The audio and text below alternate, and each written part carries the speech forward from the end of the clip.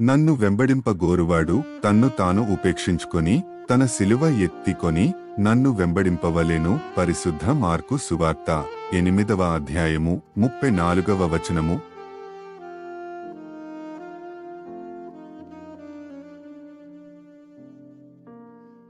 నన్ను వెంబడింపగోరువాడు తన్ను తాను ఉపేక్షించుకొని తన శిలువ ఎత్తికొని నన్ను వెంబడింపవలెను. పరిశుద్ధ మార్కు సువార్త 8వ అధ్యాయము 34వ వచనము.